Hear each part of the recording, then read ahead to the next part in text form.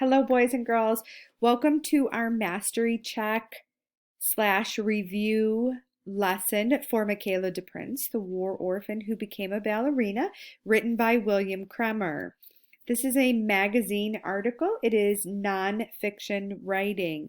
So in today's lesson, we are just going to go over your assignments that need to be completed and turned in.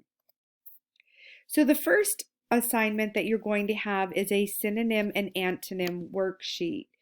Now let's take a quick look at the worksheet. At the top you're going to put your name, and then there is a definition of the word synonym and antonym for you in case you are not sure of what they mean.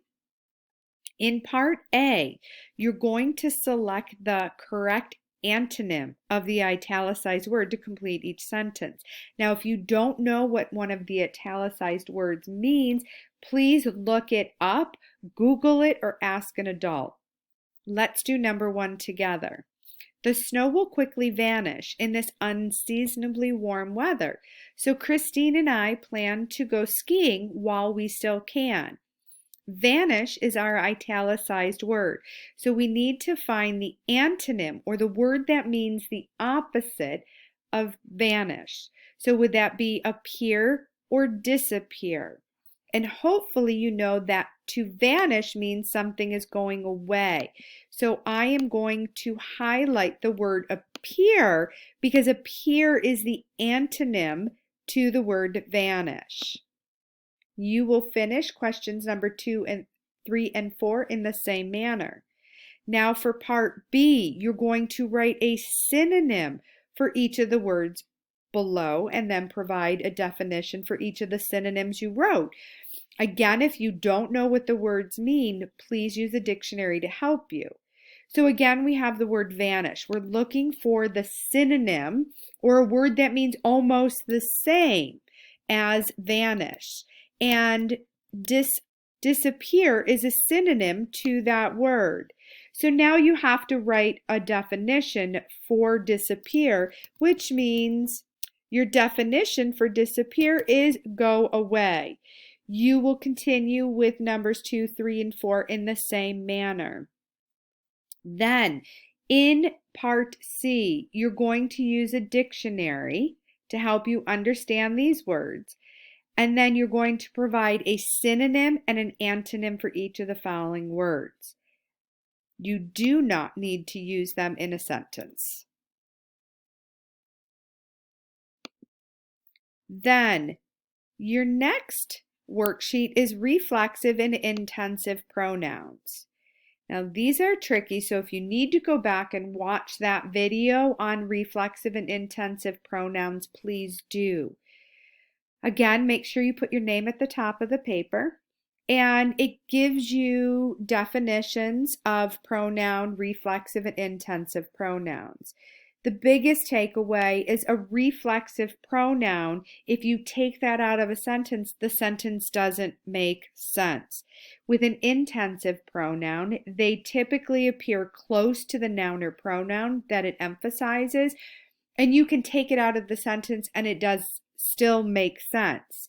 So for part A, you're going to highlight or underline the reflexive or intensive pronoun in each sentence, and then also highlight or underline the word that the pronoun refers to.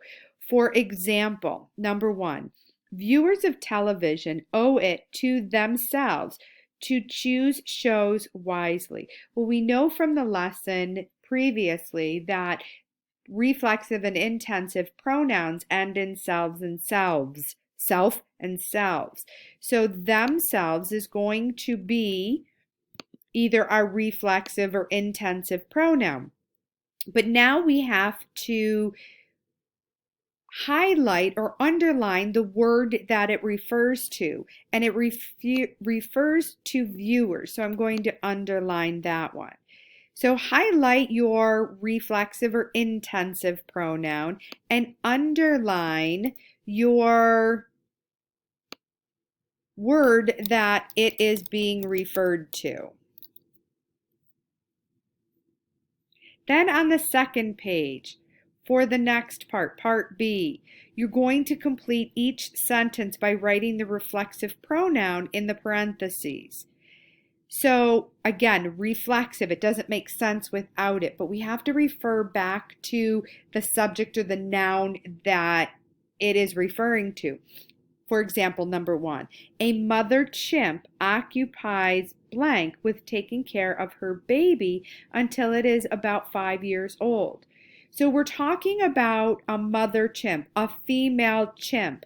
So the correct reflexive pronoun would be herself. A mother chimp occupies herself with taking care of her baby until it's about 5 years old. So I'm just going to change the text color quickly. Maybe not. So again, you just want to make sure that you're paying attention to whatever your subject is so that you are adding the correct reflexive pronoun into here. I'm just going to highlight it so it stands out. Then in part C, you're going to read each sentence. Then on the line, you're going to write an R or reflexive if it contains a reflexive pronoun, or I or intensive if the sentence contains an intensive pronoun. So if we look at number 1, I, myself, must solve the problem. Myself is our intensive or reflexive pronoun. So now we have to ask ourselves, the biggest question is, does the sentence make sense if we take this out? I must solve the problem. Does that still make sense, or does it change the meaning of our sentence or not make sense anymore?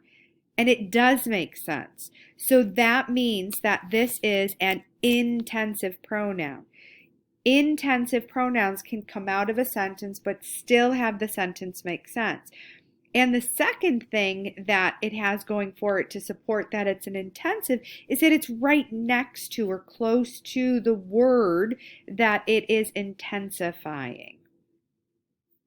That is it for that page, those 2 pages. And then the final part of your Mastery Check review assignment is this biographical writing worksheet. So let's take a look at that quick. Again, put your name at the top. And it talks about, writers of biographical texts and how they develop their texts. So your directions for this, you will have to have read all of Michaela DePrince. That's why this is happening in the review section. You may need to go back into your My Perspectives book to look at the article in order to answer these questions. So the directions are, the following items are facts, events, or direct quotations from Michaela DePrince, the war orphan who became a ballerina. Read each item. Then explain how each item helps the reader understand the life of Michaela DePrince. So question number 1. They named us from 1 to 27, DePrince recalls. 1 was the favorite child of the orphanage, and 27 was the least favorite. DePrince was number 27. So your answer needs to help us understand how this helps us understand the life of Michaela DePrince. How did Michaela DePrince feel being numbered 27? Like, how did that affect her life? That is how you have to approach each one of the questions in this section. You're going to read something referring back to the text, the article, and then you need to explain how that helps us understand Michaela DePrince's life. Again, each of your answers must be complete sentences to receive full credit. Once you are done, go back to your Google Class assignment and submit it through Google Classroom.